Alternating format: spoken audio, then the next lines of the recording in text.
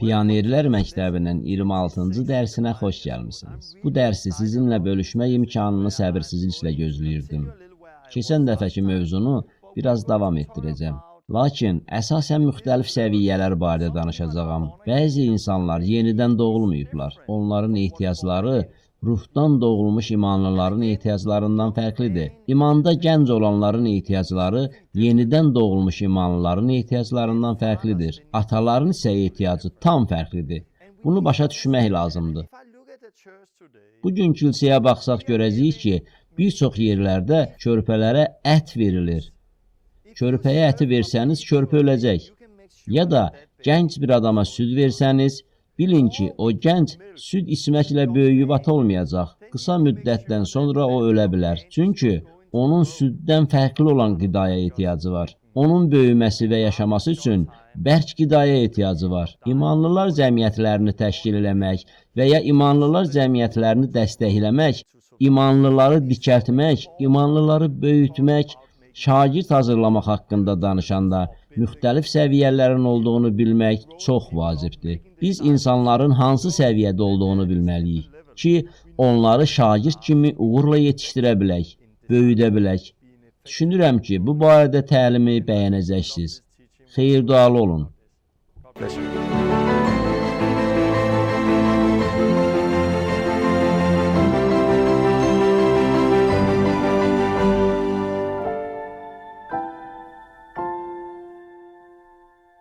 Pionerlər Məktəbinin 26-cı dərsində hər kəsi salamlayıram. Xoş gəlmisiniz. Allahın böyük işlərini görüb çox sevinirəm. Allah indi kilsəyə aid çox şeylər açır. Bütün dünyada bir çox insanların fəal işə başladığını görürük. Çoxları Allahı tanıyır, tövbə edir, vəftiz olunur. İnsanlar xəstələrə şəfa verməyi, cinləri qovmağı öyrənirlər. Biz Allahın heyrətamiz işlərini görürük. Allahın etdikləri getdikcə daha da böyüyür, artır və artır. Amma hələ öyrənməli olduğumuz çox şey var. Hələ çox görüləsi işlər var. Xüsusilə kilsəyə gəldikdə, Əhd-i Cədid imanlılar cəmiyyətinə gəldikdə, Allahın istədiyini etməliyik. Keçən dəfə mən kilsələr haqqında təlim verməyə başladım. Bu dəfə həmin mövzunu davam etdirəcəyəm. Bu barədə sizinlə söhbət eləmək imkanını səbirsizliklə gözləyirdim. Çünki bu barədə çoxlu açıqlamalar alıram. Əvvəllər bu qədər aydın görmədiyim məsələlər var. Biz çox şey öyrənirik. Bunu sizinlə böyük sevinclə bölüşürəm. Keçən dəfə biz İmanlılar Cəmiyyətinin bir ailə olduğu haqqında biraz danışdıq. İmanlılar Cəmiyyəti uşaq evi yox, ailə olmalıdır. Keçən dəfə uşaq evi ilə ailə arasında olan fərq barədə danışdım. Uşaq evində bir neçə rəhbər və çoxlu uşaqlar var. Uşaq evində rəhbərlər işdən sonra öz evlərinə, öz uşaqlarının yanına gedirlər. Bu, indiki kilsə müəssisəsi kimidir. Burada keşik gəlib işini görür. Bir çox insanlar isə oturub dinləyirlər. Sonra ailə də var. Burada valideynlər var. Valideynlər uşaqları böyüdürlər. Valideynlərin vəzifəsi uşaqları dünyaya gətirmək, onları böyütmək və sonra evdən köçməsinə imkan yaratmaqdır. Mən də bu barədə keçən dəfə danışdım. Həmçinin dedim ki, bir ailənin üzvü olmaq üçün həmin ailədə doğulmaq lazımdır. İmanlılar cəmiyyətinin üzvü olmaq üçün yenidən doğulmaq lazımdır. Eyni ruha, eyni deyintiyə, eyni istiqamətə, eyni fikrə sahib olmaq lazımdır. Əks halda Allahın istədiyi kimi ailə birliyini yaşaya bilməyəcəksiniz. Keçən dəfə bu haqda danışmışdım. Müxtəlif ailələr haqqında danışdım. Uşaqsız ailələr var. Uşaqlı, körpəli ailələr var. Biraz böyümüş uşaqlı ailələr var. Nənə-baba olan ailələr var. Bunların hamısı fərqli ailələrdir. Hamı üçün eyni üsuldan istifadə edə bilməzsiniz. Eyni proqramı hamı üçün istifadə edə bilməzsiniz. Çünki hər bir ailə fərqlidir. Bu, uşaqların olub-olmamasından, körpələrin olub-olmamasından, uşaqların yaşından asılıdır. Bütün bunlar barədə keçən dəfə danışmışdım. Əgər sonuncu dərsi görməmişsinizsə, ona baxmağınızı tövsiyə edirəm. Beləliklə, İmanlılar Cəmiyyətinin əsas öhdəliyi insanları böyütməkdir. insanları böyütməkdir. Əvvəlcə insanlar yenidən doğulmalıdırlar. Sonra onları körpəlikdən uşaqlara, atalara və ya valideynlərə qədər böyütmək lazımdır. İmanlılar cəmiyyəti sadəcə üzvlərdən ibarət olmamalıdır. İmanlılar cəmiyyətinin əsas vəzifəsi insanları toplamaq deyil. İnsanları toplayan kilsələrlə çox rastlaşmışam. Amma acı həqiqət odur ki, həmin kilsədə 10-15 il ərzində toplaşan insanlar hələ də körpədirlər. Ruhani körpələrdir. 10-15 il müddətindən sonra hələ də başqa insanların gəlib onları yedirtməsinə ehtiyacları var. Bu səhvdir. Bu, Allahın bizə tapşırdığı iş deyil. Allah bizə insanları yetişdirməyi tapşırıb. Onlar böyüyüb yetkin olmalıdırlar. Biz bunu başa düşməliyik. İnsanların müxtəlif səviyyələrdə olduğunu başa düşməliyik. Çünki iri ət parçasını götürüb körpəyə versəniz, o körpə öləcək. Böyük adama süd versəniz, ola bilər ki, o böyük insan az müddət südlə yaşaya bilər. Amma müəyyən müddətdən sonra o da öləcək. O böyüyə bilməz. Körpələrə süd lazımdır. Böyüklərə isə ət lazımdır. Onlara bərk qida lazımdır. Əgər biz bunu başa düşməsək, imanlılar cəmiyyətindəki insanların hansı səviyyədə olduğunu başa düşməsək, insanları uğurla böyüdə bilmərik. Biz imanlılar cəmiyyətlərini Allahın istədiyi kimi təşkil etməkdə səmərəli olmayacağıq. Beləliklə, ümid edirəm ki, dərsə hazırsınız. İnsanların fərqli səviyyələrdə olduqları, yenidən doğulmaları, körpələrdən, gənclərdən və atalardan bəhs edəcəyəm. Bütün bunlar barədə danışandan sonra biz bunların hamısını bir araya gətirib yekunlaşdıracağıq. Yadınızdadırsa, mən əvvəlki dərslərdən birində imanlılar cəmiyyətləri haqqında danışanda demişdim ki, hər şey sadə olmalıdır. İmanlılar cəmiyyətinin işi Allahı sevmək, qonşularınızı sevmək və şagirdlər hazırlamaqdır. Kilsədə əsas məsələ bina deyil, işçi heyəti deyil, proqram deyil, büdcə deyil. Ola bilər ki, sizdə bina, işçi heyəti, proqramlar, büdcə var. Amma əhdi cədid imanlılar cəmiyyətinin nə olduğunu bilmirsiniz. Bütün bunlar sizdə ola bilər. Amma yenə də siz Allahı həqiqətən sevmədən, qonşularınızı sevmədən və şagird hazırlamadan kilsə həyatını yaşaya bilərsiniz. Dua ilə başlayaq. Allahım, gördüyün işlərə görə sənə şükür edirik. Müqəddəs ruhun üçün sənə şükür edirik. Kəlamında oxuduğumuz bu həqiqətə görə sənə minnətdarıq. Bu təlimi dinləyən hər kəs üçün dua edirəm. Onlar üçün bu bir vəhy olsun. Onların gözlərini aç, onlara həqiqəti görməyə kömək elə. Bu həqiqət onları azad eləsin. İnsanları uğurla böyüsünlər. Şagird hazırlasınlar. Müqəddəs ruhunla gəl və İsa'nın adı ilə bunu başa düşməyə bizə kömək elə. Amin. Ümid edirəm ki, hazırsınız. Bu kiçik bir giriş idi. İlk öncə deməliyəm ki, Allahın padşahlığında olmaq üçün insan ilk növbədə yenidən doğulmalıdır.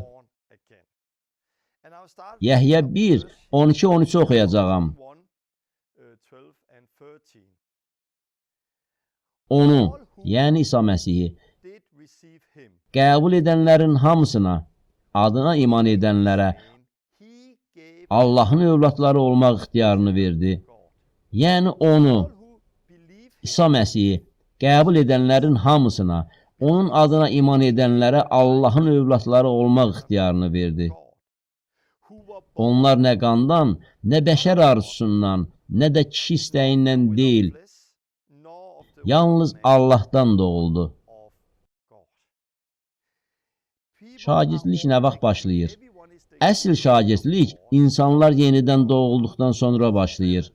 Bütün insanlar Allahın yaratdıqlarıdır. Allah onları yaratdı ki, onlar Allahın ailəsinin üzvləri olsunlar. Allahın övladları olsunlar. Bunun üçün siz ruhdan doğulmalısınız. Şagirdlik nə vaxt başlayır? Yenidən doğulandan sonra. Əslində şagirdlik Hətta insanların yenidən doğulduğundan əvvəl də başlayır. Amma bu həyat yaşamaq üçün, insanlarla işləmək üçün, onları böyütmək üçün onların yenidən doğulması lazımdır. Siz insanlarla oturub onlara müjdəni paylaşa bilərsiniz. Bir növ şagird hazırlamağa başlaya bilərsiniz. Ancaq başa düşməlisiniz ki, insanlar yenidən doğulmayanda onlar hələ də kördürlər. Onların başa düşmədikləri ruhani məsələlər var. Onlar bunu cismani ağılla başa düşə bilməzlər. Onlar ruhani cəhətdən kördürlər. 1 Korinflilərə 1:18 deyir. Çarmıx barəsindəki kəlam məhv yolunda olanlar üçün ağılsızlıq, xilas yolunda olan bizlər üçünsə Allahın qüdrətidir. İsa özü demişdi ki, bir kəs yenidən doğulmasa Allahın padşahlığına daxil ola bilməz. Beləliklə, çarmıx haqqında xəbər, ruhani məsələlər yenidən doğulmayanlar üçün ağılsızlıqdır. Bunu başa düşməliyik. Hələ də xatırlayıram ki, mən yenidən doğulmamışdan əvvəl dostumun yanına gəldim. Tommy adlı bir dostum var idi. O, axşamlar çarpayısında müqəddəs kitabı oxuyurdu. O, mənə Allahı necə tanıdığı barədə danışdı. Mən ona dedim ki, onun beyni yuyulub, bir sekta üzvü olub. Onlar onun pulunu güdürlər və o, bütün bunlardan uzaq durmalıdır. Onlar Yehovanın şahidləridir və s. Mən tənqidi münasibətdə olduğum üçün ona çox şey söylədim. Çünki tənqidçi olaraq böyümüşəm. Mən həqiqəti görmədim. Mən Tomminin beyninin yuyulduğuna tam inanırdım. O vaxt əmin idim ki, o Yehova şahidlər kimi bir sektəyə düşüb və bütün bunlardan uzaq durmalıdır. Sonra özüm yenidən doğuldum. Sonra gözlərim həqiqətən açıldı. Atamın yanına gələndə ona dedim, ata, mən Allahı tanıdım. Atam isə dedi, Torben, sənin beynini yuyublar. Bu, Yehovanın şahidləri kimi bir sektadır. Onlar ancaq sənin pulunu güdürlər. Sən belə şeylərdən uzaq durmalısan. Mən də atama dedim. Mən də bu sözləri Tommy'yə deyirdim. Amma bu düzgün yoldur. İndi bunu görürəm. Bu həqiqətdir. Atam bunu başa düşmədi. Gözləri hələ də ruhən bağlı olduğu üçün bunun həqiqət olduğunu görmədi. Ancaq bir neçə il sonra onun gözləri açıldı. O bunu başa düşdü. Çünki artıq yenidən doğulmuşdu. Sən yenidən doğulanda, mən yenidən doğulanda, əvvəldə südə ehtiyacımız olur. Mən həqiqəti acıyıb susamışdım. Allahın kəlamını acıyıb susamışdım. Fiziki dünyada olduğu kimi, uşaq dünyaya gələndə körpənin südə ehtiyacı olur. Körpəyə süd verməsəniz, uşaq ağlamağa başlayacaq. Beləliklə, mən Allahın kəlamına acıyıb susamışdım. Əvvəlki kimi günah işlətməyə davam edə bilmirdim. Niyə? Çünki mən yenidən doğulmuşdum. 1 Yəhya 3:7-10-da yazır. Ey övladlar, heç kəs sizi aldatmasın. Biz həqiqətən diqqətli olmalıyıq ki, heç kəs bizi bu məsələlərdə aldatmasın. Ruhdan doğulmaq nədir? Kim ruhdan doğulub, kim isə ruhdan doğulmayıb və s. Ey övladlar, heç kəs sizi aldatmasın. Salih iş görən şəxs, Məsihin salih olduğu kimi salihdir. Günahını davam etdirən şəxs iblisdəndir. Çünki iblis başlanğıçdan bəri günah edir. Allahın oğlu buna görə zühur etdi ki, iblisin əməllərini puça çıxarsın. Allahdan doğulan heç kəs günahını davam etdirməz. Allahdan doğulan heç kəs günahını davam etdirməz. Çünki Allahın toxumu onda qalır. O günahını davam etdirə bilməz. Çünki Allahdan doğulub. Kimin Allahın övladı, kiminsə iblisin övladı olması bundan aydın olur. Bundan aydın olur. Salih iş görməyən, həmçinin qardaşını sevməyən heç kəs Allahdan deyil. Bununla başlamaq istəyirəm. Çünki yenidən doğulmağın nə olduğunu başa düşməliyik. Şagird hazırlamaqda səmərəli olmaq istəyiriksə, kimin tamamilə yenidən doğulduğunu və kimin yenidən doğulmadığını başa düşməliyik. Burada müqəddəs kitab aydın şəkildə göstərir ki, Allahdan doğulmuş kəs günah etmir. O günah etməyə davam edə bilməz. Deyilmir ki, o yıxılmır. Çünki o öyrənməlidir. O öyrənməlidir, yıxılmalıdır, səhv etməlidir. Yenidən doğulmuş imanlı səhv edir. Amma günahın köləsi olmamalıdır. Günahda davam etməməlidir. Bundan biz kimin Allahın övladları olub olmadığını görə bilərik. Bundan əlavə, qardaşlarını sevənlər, ünsiyyəti sevənlər ruhdan doğulmuş imanlılardır. Mən yenidən doğulanda günah işlətməyə davam edə bilmədim. Allahın kəlamını sevdim. Başqa imanlılarla birlikdə olmaq mənə lazım idi. Mən qardaşlarımı sevirdim. Mənə ünsiyyət lazım idi. Heç kimin gəlib mənə bunu öyrətməsinə ehtiyacım olmayıb. Heç kimin gəlib məndə bunu yetişdirməsinə ehtiyac yox idi. Çünki bu ruhdan gəldi. İçimdəki ruh elə etdi ki, daha günahda davam edə bilmədim. Allahın ruhu elə elədi ki, mən Allahın kəlamını sevdim. Mən həqiqəti axtarırdım. İçimdəki ruh elə elədi ki, imanlılarla ünsiyyəti sevdim. Mən digər imanlılarla ünsiyyət qurmaq istəyirdim. Amma bugün görürəm ki, biz şagird hazırlayanda bu kimi şeylər çox vaxt olmur. Biz Allahın kəlamına sevgisi olmayan insanları, günahlarını sevən insanları, günah içində rahat yaşayan insanları şagird etməyə çalışırıq. Biz əslində ünsiyyəti sevməyən, digər imanlılarla ünsiyyət etməyə can atmayan insanları şagird etməyə çalışırıq. Ola bilsin ki, biz onları ilıq xristiyanlar adlandırırıq. Amma gəlin bunu olduğu kimi adlandıraq. Onlar yenidən doğulmayıblar. Onlar yenidən tam doğulmayıblar. Əgər onlarda bunlar yoxdursa, onlar tam olaraq yenidən doğulmayıblar. Çünki bir ağacı meyvəsindən tanıya bilərik.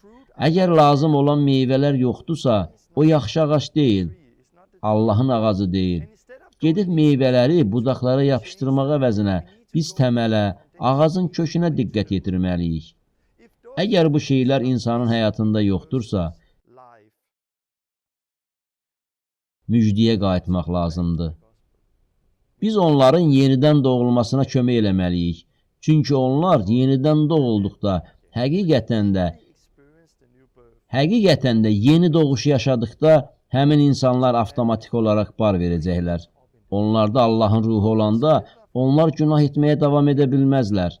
Onlarda Allahın ruhu olanda, onlar həqiqətə can atacaqlar.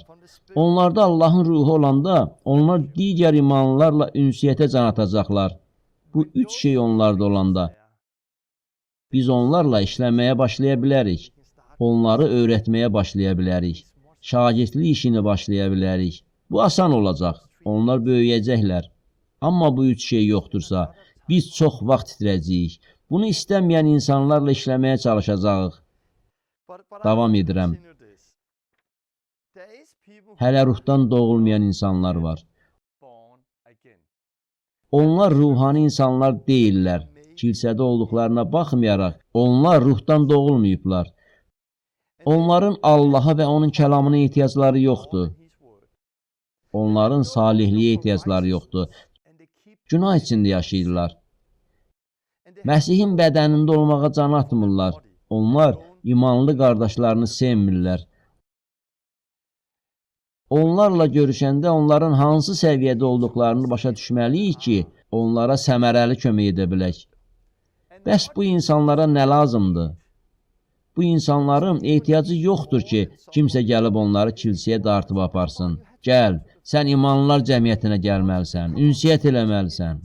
Bundansa onların ehtiyacı var ki, kimsə gəlib bu sözləri desin. Otur söhbət edək, sənə təlim lazımdır. Onlara çatışmayan mövzuları onlara öyrətməyə çalışın. Belə vəziyyətdə olan insanların müjdəyə çox ehtiyacı var. Onların ehtiyacı var ki, kimsə onlarda nəyinsə çatışmadığını görsün. Onları artıq imanlı kimi öyrətməyə əvəzinə onlarda çatışmayan cəhətləri görməliyik. Onların müjdəyə ehtiyacı var. Onlar yenidən doğulmalıdırlar. Onlar tamamilə yenidən doğulduqda bu şeylər onların həyatında olacaq. Bunu çox görmüşəm. Kilsələrdə ruhani mövzuları istəsələr də başa düşməyən insanları görmüşəm. Onlar yenidən doğulduqlarını düşünürlər.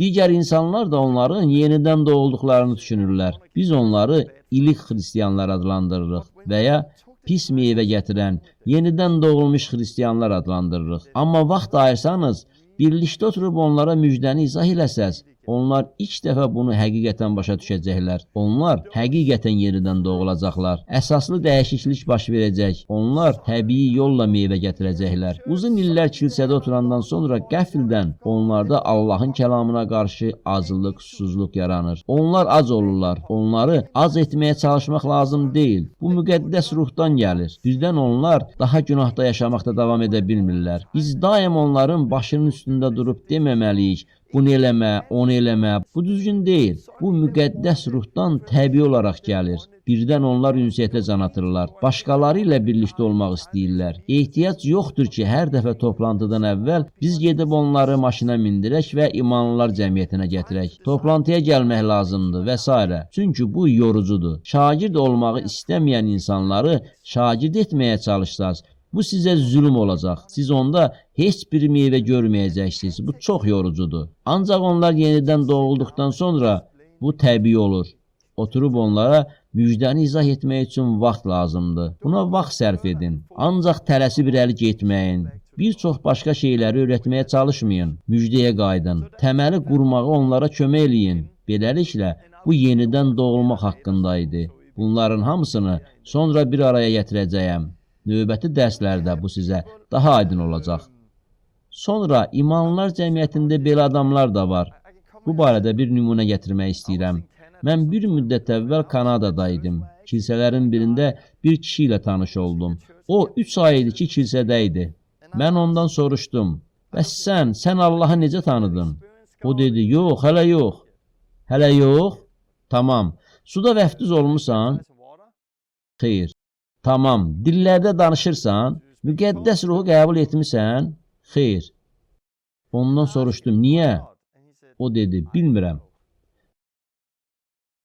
Onda kilsə rəhbərlərinin yanına getdim və dedim, sizə bir sualım var. Burada bir nəfər var, 3 aydır ki, sizinlədir. O suda vəftiz olunmayıb, o müqəddəs ruhu almayıb, o hələ Allahı tanımır. O yenidən doğulmayıb. Niyə? Kilsə rəhbərləri dedilər, bilmirik. Dedim, nə? Onlar belə hesab edirdilər ki, insanlar onların toplantılarına gəlsələr, bu avtomatik olaraq baş verəcək. Allah özü elə edəcək ki, onlar ruhdan doğulacaqlar. Halbuki, bu bizim işimizdir. Təmasda olduğumuz insanların qeydinə qalmaq bizim işimizdir. Biz gözləməməliyik ki, onlar öz-özünə necəsə ruhdan doğulacaqlar. Biz bunu istəyən və ya Allahı axtaran insanları görəndə onları oturtmalıyıq. Onlarla bircə oturub onlara müjdəni yaxşıca izah etməliyik. Pionerlər məktəbinin 8-ci dərsində müjdəni necə paylaşmağın lazım olduğunu izah etmişəm. Həmin gün o toplantıda nə elədim? Hamıya dedim, qulaq asın. Mən indi bu oğlanla burada oturacağam. Hamınızın qarşısında ona müjdəni danışacağam. Bugün ona danışdığım müjdəni siz ona 3 ay əvvəl danışmalıydınız. Həmin gün mən onunla birlikdə oturdum. Ona müjdəni danışdım. O, müjdəni eşitdikdən sonra tövbə elədi. Günahın nə olduğunu heç kim izah eləmirsə, İnsan necə tövbə edə bilər? O suda vəftiz olundu. Biz vəftiz etməsək, o necə vəftiz oluna bilər? Əllərimi onun üzərinə qoydum və o müqəddəs ruhu qəbul etdi. O, həmin gün yenidən doğuldu. O, əvvəllər yaşamadığı alovu qəbul elədi. Onun həyatı dəyişdi. Acınacaqlı həqiqət budur ki, əgər mən orada olmasaydım, həmin gün bunu etməsəydim, ola bilər ki, o kilsədə 2-3 aydan sonra düşünərdi. Yaxşı, Allah məni istəmir. Heç nə olmadı. O imanlıların qəlbində alov var. Məndə isə bunlar yoxdur. Bəlkə məndə nəsə səhvdir. Sonra o çıxıb gedir. Bununla çox qarşılaşmışam.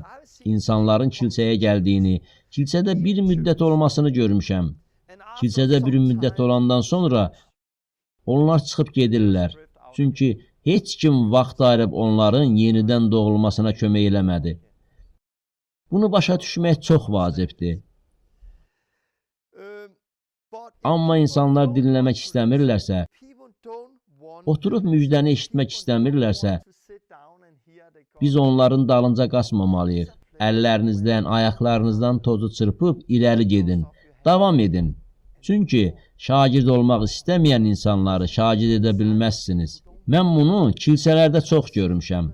Şagird olmaq istəməyən insanları, illər ərzində şagird etməyə çalışan insanları görmüşəm. İsa radikaldır. İsa Matta 7:6-da belə deyir. Müqəddəs olan itlərə verməyin və mirvarilərinizi donuzlara atmayın. Yoxsa bunları ayaqları ilə tapdalayarlar və dönüb sizi parçalayarlar. İsa bunu deyir. Bu sözlərin mənası nədir? Müqəddəs olan itlərə verməyin və mirvarilərinizi donuzlara atmayın. Yoxsa bunları ayaqları ilə tapdalayarlar və dönüb sizi parçalayarlar. Bu sözlərin mənası nədir? İsa'nın dediyi odur ki, müqəddəs olanı bunun qədrini bilməyən insanlara verməyin. Bunun qədrini bilməyən insanlara müqəddəs olanı verməyin. Çünki onlar sizə qarşı çıxıb sizə hücum edəcəklər. Buradakı itlər və donuzlar dünyapərəst kişi və ya qadınların rəmzidir. Sizin onlara verdiyiniz şeyin qədrini bilmirlər. İtə verdiyiniz yeməyin böyük restoranın aşpazından ya da zibildən gəlməsi itin vecinə deyil. Mirvarini isə donuzlara versəniz, donuzlar mirvarinin qədrini bilməzlər, ona dəyər verməyəcəklər. Eyni şəkildə biz vaxtımızı, enerjimizi, pulumuzu müjdəni eşitmək istəməyən insanlara sərf etməməliyik. Biz azad olmalıyıq. Şagird hazırlamaq istəyirsinizsə, səmərəli olmaq istəyirsinizsə, öyrənmək istəyən insanlara kömək edin. Onlarla uzağa gedin, axıra qədər gedin, fədakarlıq göstərin, pulunuzu xərcləyin. Bu həyatı yaşamaq istəyən adamlara lazım olan hər şeyi verin. Bu həyatı yaşamaq istəyən insanlara kömək eləmək lazımdır. Onlara kömək edin. Amma bunun qədrini bilməyən, bunu istəməyən insanlara isə ayağınızın tozunu çırpıb yolunuza davam edin. Əks halda heç bir bəhrə verməyən insanlara uzun müddət vaxt sərf edəcəksiniz. Beləliklə, bu çox vacibdir. Davam etməliyik. Beləliklə, yenidən doğulmayan insanlar var. Ağacı meyvəsindən tanıya bilərsiniz. Əgər onlarda Allahın kəlamına maraq yoxdursa, ünsiyyətə can atmırlarsa, salihliyə qarşı həsrət yoxdursa, onlara müjdəni danışın, onlara belə kömək edin. Əgər onlar müjdəni qəbul etmək istəmirlərsə, yolunuza davam edin. Ancaq onlar yenidən doğulandan sonra, onlar körpələr kimi olurlar. Onlar balaca uşaqlar kimi olurlar. Yenidən doğulanların bəziləri xristiyan ailələrdə böyüyüblər. Ona görə də digərləri ilə müqayisədə daha çox şey bilirlər. Bəziləri isə tamamilə kilsədən kənarda idilər, heç nə bilmirlər. Həmçinin, kilsədə bir çox insanlar var ki, yenidən doğulublar, amma hələ körpədirlər. Onlar hələ ruhən yetişməyiblər. Çox vaxt kilsələrdə də problemlər görürük. Paul 1 Korinflilərə 3:1-3-də bu barədə yazır. Ey qardaşlar, mən sizinlə ruhani insanlar kimi deyil, cismani təbiətə görə yaşayan, Məsihdə körpə olan insanlar kimi danışa bildim. Mən sizi bərk yeməklərlə deyil, südlə qidalandırdım. Çünki bərk yeməklərə hazır deyildiniz. Paul bunu başa düşürdü. İmanlılar cəmiyyətində olan insanlara müraciət edəndə bilirdi ki, orada yetkin insanlar var, ata kimi olan insanlar var. Amma körpə kimi, kiçik uşaqlar kimi olan insanlar da var. Paulun körpələrə verə biləcəyi təlim, daha yetkin imanlılara verə biləcəyi təlimlə eyni deyildi. Davam edirik. İbranilərə 5:11-14. Bu mövzuda deyiləsi sözümüz çoxdur, amma bunları izah etmək çətindir. Çünki sizin qulağınız ağır eşidir. Siz artıq müəllim olmalıydınız. Siz artıq müəllim olmalıydınız. Artıq başqalarını öyrətməliydiniz. Amma kimsənin sizə təkrarən Allahın kəlamının ibtidai təlimlərini öyrətməsinə hələ də möhtacsınız. Siz bərk yeməyə yox, südə möhtac olmusunuz. Südlə bəslənən hər kəs körpə olduğu üçün salihlik barəsində olan kəlamda təcrübəsizdir.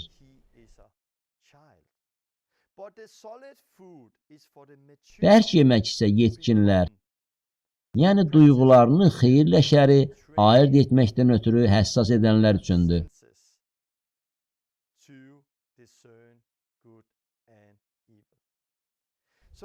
Biz burada, bu mətndə görürük ki, Məsihdə körpələr var, uşaqlar var, daha yetkin insanlar var.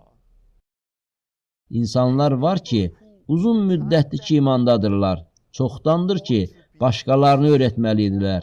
Lakin bu insanlar başqalarını öyrətməyə əvəzinə özləri ibtidai təlimə ehtiyac duyurlar. Yetkin olmağa əvəzinə onlar hələ də körpədirlər. Onlara süd lazımdır. Onlar salihlik barəsində olan kəlamda təcrübəsizdirlər. Onlar hələ də yaxşı və pisi ayırt edə bilmirlər. Bizim işimiz budur. Bizim işimiz insanları böyütməkdir. Düzgün ünsiyyət etmək lazımdır. Uzun illər ərzində yetişməyən, bir çox yetkin olmayan körpələrlə düzgün ünsiyyət etmək qeyri-mümkündür. Düzgün ünsiyyət odur ki, bu körpələr böyüyürlər, yetkin olurlar. Onlar Məsihdə böyüyürlər. Artıq onlar körpə deyirlər. Salihlik barəsində olan kəlamda artıq təcrübəsiz deyirlər. İndi onlar başqalarını öyrətməyə hazırdırlar. Bu, təkcə beşgüşəli xidmətlə əlaqəli deyil. İndi bu barədə danışacağam. Kilsə anlayışı. Bir araya gəlməyin məqsədi insanları böyütməkdir. Təkcə sayda deyil, keyfiyyətcə böyütməkdir. Ruhdan doğulmayan insanlar yenidən doğulmalıdırlar. Onlar körpə olaraq davam etmirlər. Onlar böyüyüb gənc olurlar. Sonra böyüyüb ata olurlar. Sonra özlərinin körpələri olur. Həmin körpələr böyüyüb gənc olurlar. Onlar da böyüyüb ata olurlar. Onların da körpələri olur. Fiziki həyatda olduğu kimi. Gəlin Efeslilərə 4, 11-16-nı oxuyaq. Özü kimini həvari, kimini peyğəmbər, kimini müjdəçi, kimini çoban və müəllim təyin etdi. Ənamların sayı çoxdur. Allah ənamları verir. Bunun səbəbini 12-ci ayədə oxuyuruq. Məsihin bədəninin inkişafından ötürü xidmət vəzifəsini yerinə yetirmək üçün müqəddəsləri təmin etsinlər. Bunun nəticəsində hamımız imanda və Allahın oğlunu tanımaqda birliyə, kamil insan səviyyəsinə, Məsihin tam yetkinlik həddinə çatacaq. Biz yetkinləşirik. Allahın oğlunu tanımaqda birliyə, kamil insan səviyyəsinə qədər yetkinləşirik. Nəticədə biz artıq insanların kələkbazlığı ilə, bizi yoldan azdırmaq üçün hazırladıkları hilələrlə, cürbəcür təlimin küləyi ilə çalxalanan və ora-bura sürüklənən körpə uşaqlar olmuruq.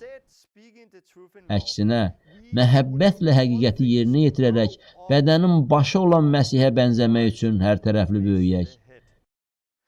Bütün bədən onunla birləşdiyi üçün, hər buğumun köməyi ilə üzvü surətdə ona bağlanıb qurulur və hər üzvün ahəngdar işləməsi ilə böyüyür, məhəbbətlə inkişaf edir. Bunu izah eləmək istəyirəm. Biz niyə bir yerə toplaşırıq? Biz müqəddəsləri təmin etmək üçün bir yerə toplaşırıq. Nəticədə biz Məsihin bədəni olaraq böyüyürük. Məsihdə yetkin oluruq. Daha uşaqlar deyilik. Uşaq olmaq nədir ki? Uşaq olmaq, insanların kələkbazlığı ilə, yoldan azdırmaq üçün hazırladıkları hilələrlə, cürbəcür təlimin küləyi ilə çalxalanmaq və ora-bura sürüklənmək deməkdir. Uşaqlar yaxşı ilə pisi ayırt edə bilmirlər. Onlar aldanırlar. Biz Məsihin bədənini inkişaf etdirməliyik. Körpələrə nəzər salaq. Körpələr ruhdan doğulublar. Onlar körpədirlər. Onlar balaca uşaqdırlar. Onlar salihlik barəsində olan kəlamda təcrübəsizdirlər. Yenidən doğulublar, lakin hələ yetkin deyirlər. Onlar yenidən doğulublar.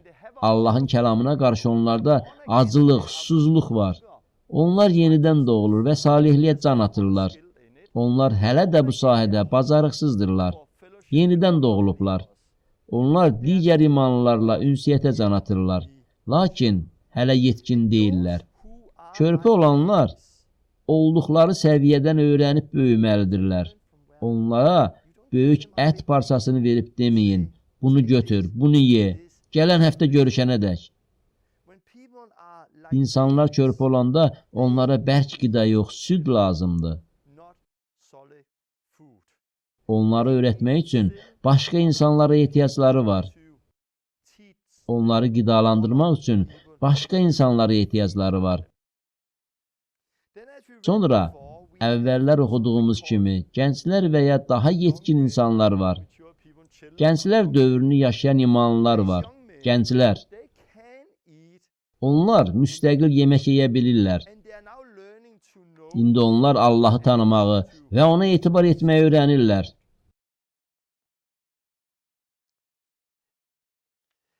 Deməli, bu cavanlar özlərini yedizdirə bilirlər. Bərk yeməklərin ötəsindən gələ bilirlər. Pisi, yaxşını, xeyirlə şəri ayıra bilirlər. Onlar böyüyürlər. Onlara nə lazımdır? Onlara təlim lazımdır. Onların əvvəlki kimi südə ehtiyacları yoxdur. Onların təlimə ehtiyacı var. Onların imanda ata olmaq üçün köməyə ehtiyacı var. Mən başqa bir ayə oxumaq istəyirəm. Burada müxtəlif səviyyələr haqqında oxuyacağıq.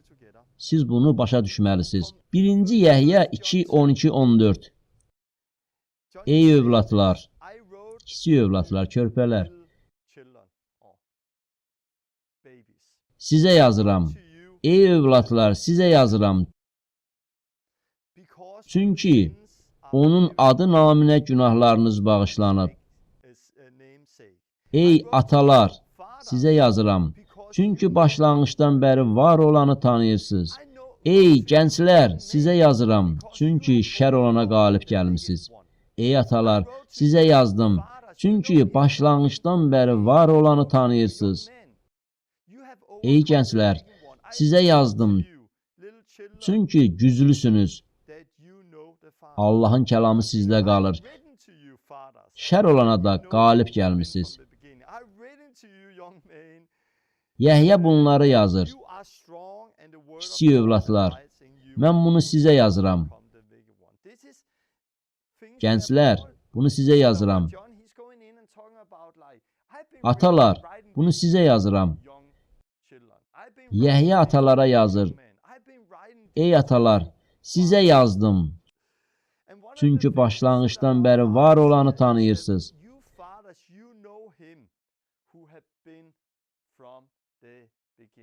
Yaxud başqa sözlərlə desək, ey atalar, siz Allahı tanıyırsınız. Siz Allahı çoxdan tanıyırsınız. Sizin Allahla ünsiyyətiniz var. Siz Allahı tanıyırsınız. Siz artıq çoxdandır ki, buradasınız. Uşaqların görmədiyi şeyləri siz görürsünüz. Körpələrin başa düşmədiyi şeyləri siz başa düşürsünüz. Siz artıq atasınız. Siz artıq, burada yazdığım kimi, imanda yetkinsiniz. Başqaları sizə baxır və sizdən nümunə götürür. Bir ata kimi artıq sizin öz övladlarınız var. Bəs atalara nə lazımdır? Onların südə ehtiyacı yoxdur. Onları ruhlandırmaq lazımdır ki, gələcək nəsil üçün yanlarında olsunlar. Atalar başqalarını iman baxımından yetişdirib özləri kimi etməlidirlər. Bu işdə atalara kömək lazımdır. Ey bu dərsi dinləyən insan, sən bu 4 nəfərdən birisən. Ruhdan doğulmamış, körpə, gənc, ata. Ola bilsin, bu videoya baxırsan və hələ yenidən doğulmamısan. Yenidən doğulub doğulmadığını necə bilə bilərsən? Yenidən doğulan adamın bəhrəsi səndə varmı?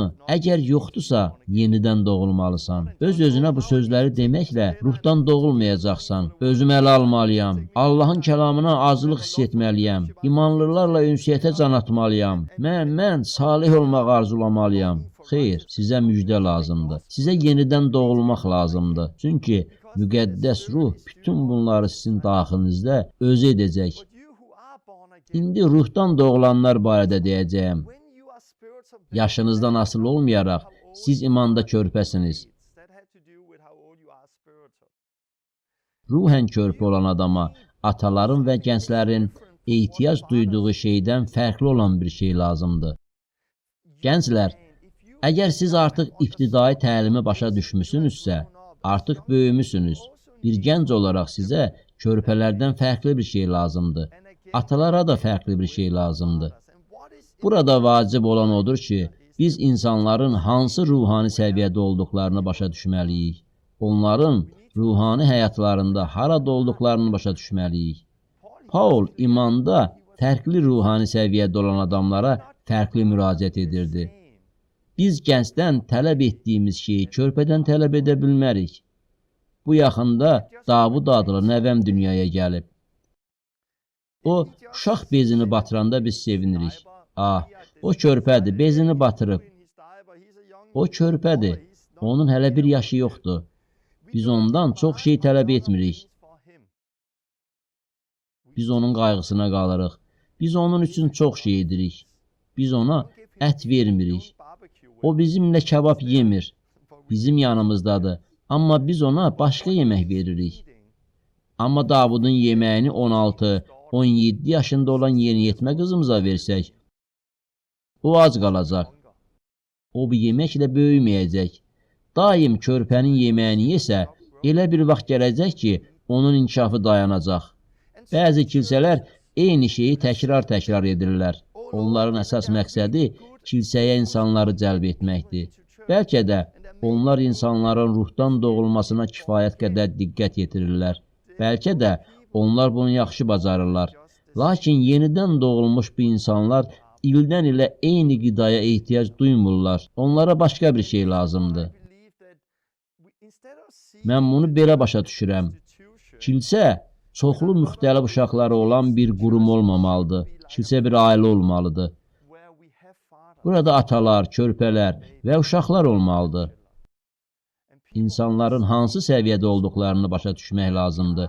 Onların səviyyəsini biləndən sonra biz onlara kömək edirik. Biz insanların ruhani səviyyəsini başa düşərək onlara kömək edirik.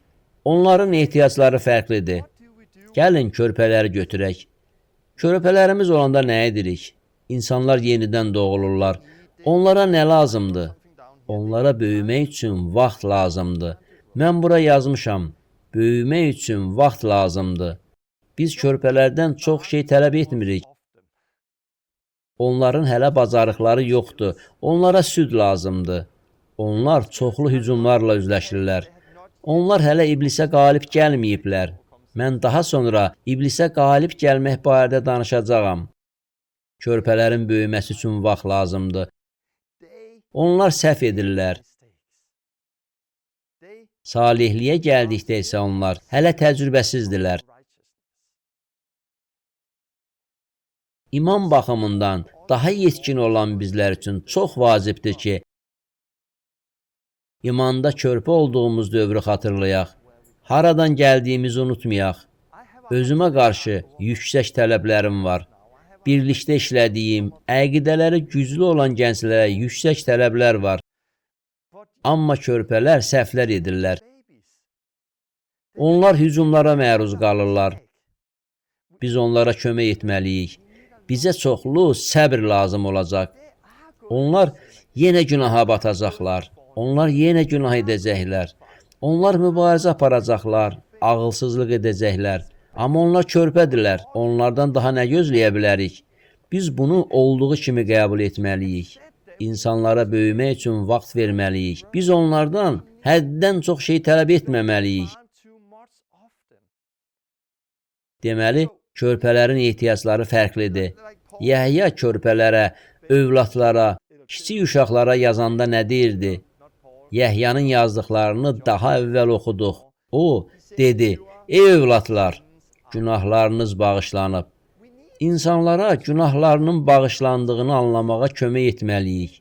Biz onlara Məsihdə kim olduqlarını anlamağa kömək etməliyik. Sonra isə günah və ya səhv bir şey etdikdə onlara yenidən bağışlanmanı qəbul edib yenidən ayağa qalxmağı öyrətməliyik. Biz bunu başa düşməliyik. Çünki onlar günaha batacaqlar. Onlar mübarizə aparacaqlar. Onlar hücuma məruz qalacaqlar. Sonra biz onlara Allahın kəlamını verməliyik. Ancaq onlara süd lazımdır. Biz onlara sadəcə müqəddəs kitabı verib deyə bilmərik. Budur müqəddəs kitab. Evə get və onu oxu. Mən yenidən doğulanda kimsə mənə belə demişdi: "Torben, get müqəddəs kitabı oxu." Müqəddəs kitabı oxumaq üçün evə getdim. Mən heç vaxt müqəddəs kitabı açmamışdım. Beləliklə, Hakimlər kitabından başladım. Qiyamət günü haqqında oxumaq istəyirdim. Düşündüm ki, bu barədə orada oxuya bilərəm. Müqəddəs kitabın Əhd-i Ətiq və Əhd-i Cədid hissələrindən ibarət olduğunu bilmirdim. Bilmirdim ki, müjdələr çarmıqdan əvvəlki dövrü təsvir edir. Müjdələrdən məsihçi həyatını yaşamağı öyrənmək qeyri-mümkündür. Mən müqəddəs ruh, çarmıq, yeni əhd, həvarilərin işləri kitabının mövzusu haqqında bilmirdim. Biz körpələrə kömək etməsək, onlar da bunu bilməyəcək. Mən deyərdim ki, əgər aramızda imanda körpə varsa, onlara müqəddəs kitabı təqdim edin. Onlarla birlikdə müqəddəs kitabı oxuyun. Əhd-i Ətiq, Əhd-i Cədid hissələrini onlara göstərin. Onlara İsa'nın sözlərini oxuyun. İsa'nın nə dediyini izah edin. İsa'ya qayıdın. Ruhdan doğulmaq haqqında onlara danışın. Onlara Həvarilərin işləri kitabını, ilk məsihçilər haqqında danışın. Romalılara məktubu və bunların hamısını bir-bir izah edin. Onlara kömək edin. Onlarla birlikdə müqəddəs kitabı oxuyun. Onlar hücuma məruz qalırlar. Onlar hələ iblisə qalib gəlməyiblər. Biz bunu başa düşməliyik. İnsanlar yenidən doğulanda şeytan buna nifrət edir. O, başlanğıçda onlara çox hücumlar edir. Biz Musa ilə, İsa ilə də bunu görmüşük. Musa dünyaya gələndə ölüm təhlükəsi ilə üzləşdi. O zaman Firon bütün körpələri öldürtdürürdü. Əslində, bütün körpələri öldürtdürürdü. Firon Musanın da ölümünü istəyirdi. İsa'nın da körpəliyində bunu görürük. Çünki Musa əlbəttə ki, İsa'nın rəmzidir. Amma İsa və onun valideynləri əslində Misirə getməli oldular ki, İsa sağ qalsın. Şeytan bizə nifrət edir. Şeytan insanların yenidən doğulmasına nifrət edir. Buna görə də başlanğıçda xüsusilə çoxlu hücumlar olur. Mən özüm də yenidən doğulanda çoxlu ruhani hücumlara məruz qalırdım. Bu bir müddət davam edir. Deyərdim ki, ilk 3-4 ay ərzində davam edir.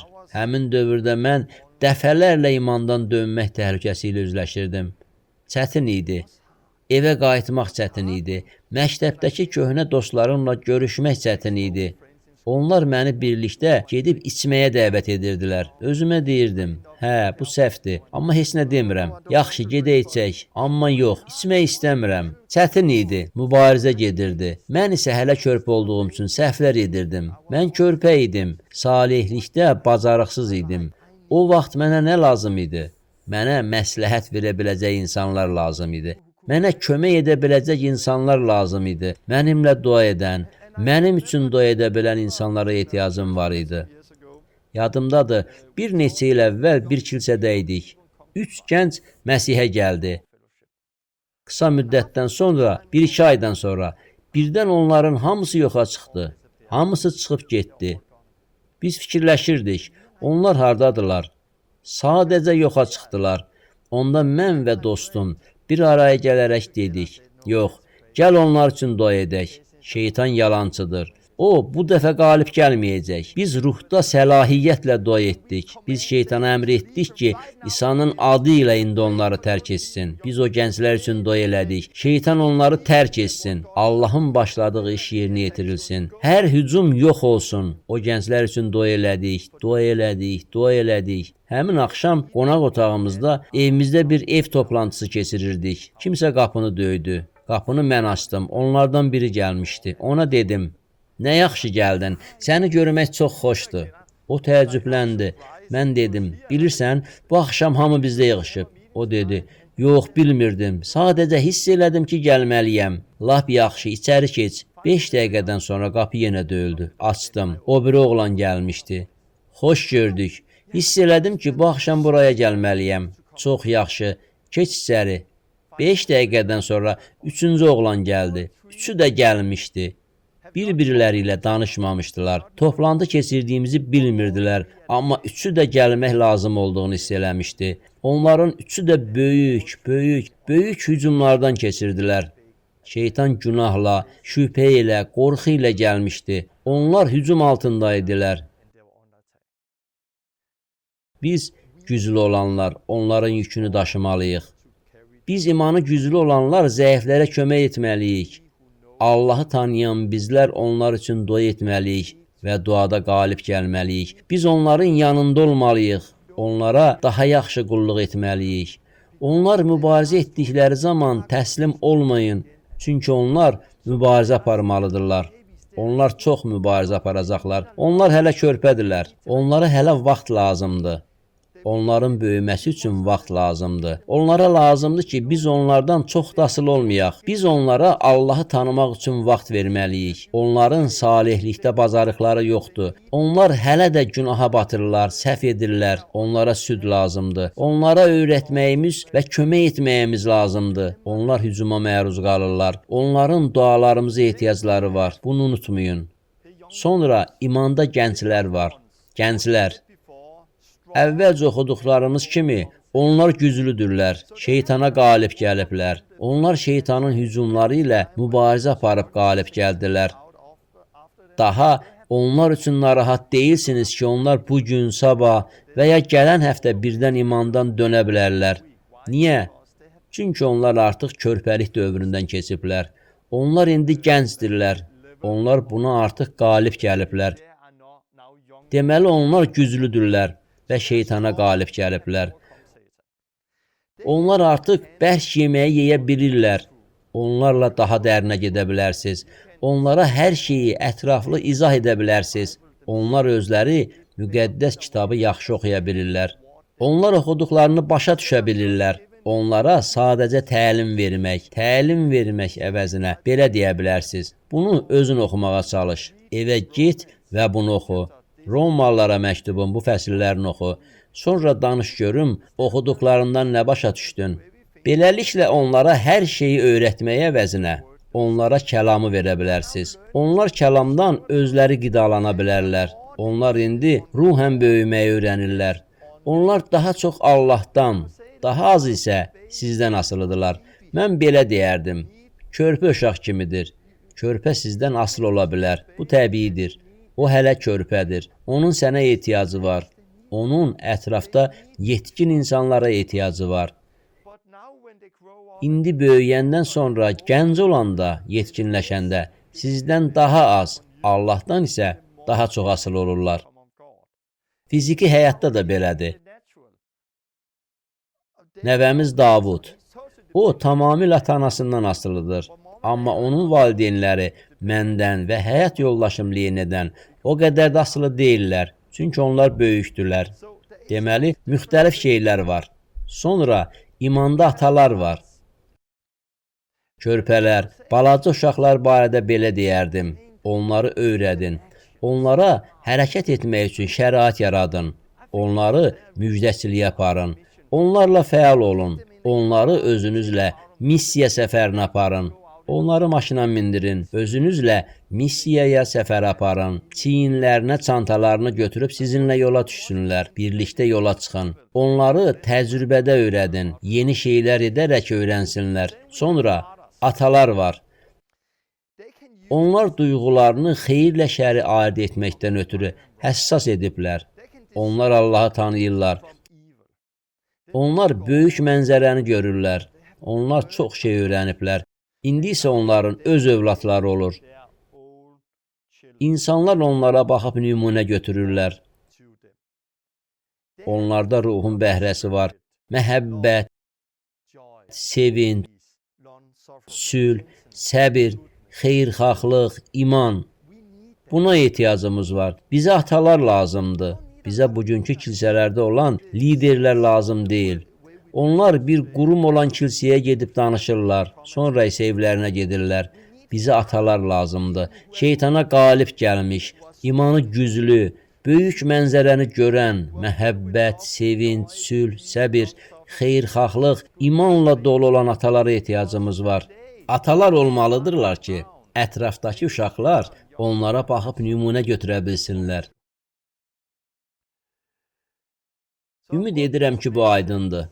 Bilirəm ki, çoxlu ayələr oxuduq, çox məlumat var idi. Lakin bu, daha sonra paylaşacağım bəzi şeylərə həqiqətən vacib bir girişdir. Keçən dəfə dediyimiz kimi, bir imanlılar cəmiyyətinin vəziyyətini başa düşməliyik. Biz başa düşməliyik, bu, ruhani uşaqları olmayan bir imanlılar cəmiyyətidir. O zaman onlara ruhani övladları dünyaya gətirməkdə kömək etmək üçün bir müjdəçi lazımdır.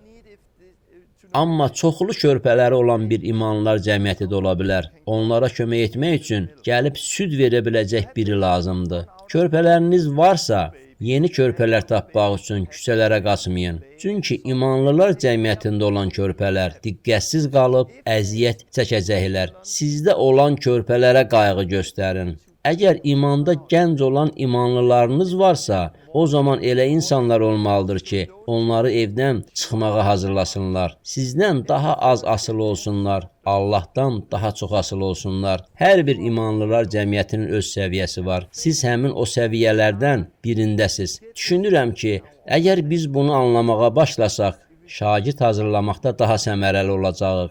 Çünki daha gənclərə süd verməyəcəyik. Onlar südlə böyüməyəcəklər. Körpələrə ət verməyəcəyik. Ölə bilərlər. Biz insanları öyrədəndə bəhrə vermədiklərinə görə onlardan ümidimizi kəsməyəcəyik.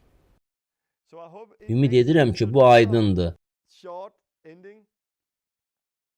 Dərs sona çatdı. Əgər siz belə bəhrələri olmayan insanlarla qarşılaşsaz, onlara müjdə ilə kömək edin. Onlarla oturun, müjdəni yenidən danışın. Onlara həqiqi tövbəni, həqiqi vəftizi, həqiqi müqəddəs ruhu izah edin. Onları bütün mərhələlərdən keçirin.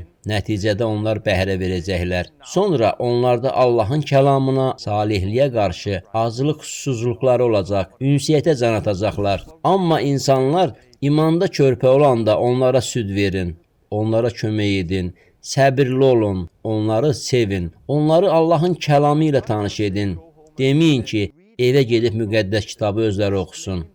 Onlarla birlikdə Allahın kəlamını oxuyun, Allahın kəlamını izah edin. İzah edin ki, başa düşsünlər. Onlara ruhani qida vermək lazımdır. Onlar özləri yeyə bilmirlər. Onlara böyümək üçün vaxt vermək lazımdır. Körpədən, cavandan tələb etdiyini tələb etməməlisən. Gənclər isə hərəkətə keçməlidirlər. Onların köməyə ehtiyacı var. Körpələrə izah etdiyiniz kimi onlara da hər şeyi izah etməyin. Onlara kəlamı verib deyin. Get bunu oxu. Siz onlara Allahdan daha çox, sizdən isə daha az asılı olmağı öyrənməyə kömək edin. İmanda ata olsunlar və öz övladları olsun. Bu dərsdə danışmaq istədiklərim bunlar idi. Növbəti dərsdə mən bütün bunları bir araya gətirib yekunlaşdıracağam. Daha praktik məsləhətlər verməyə çalışacağam. Belə vəziyyətlərdə nə edə biləcəyiniz haqqında danışacağam. Görüşləri necə təşkil edə bilərsiniz? İnsanları necə bir araya gətirə bilərsiniz? Bu cür imanlılar cəmiyyətlərini necə təşkil edə bilərsiniz? Sizə nümunələrdə izah edəcəyəm. Allah sizi qorusun.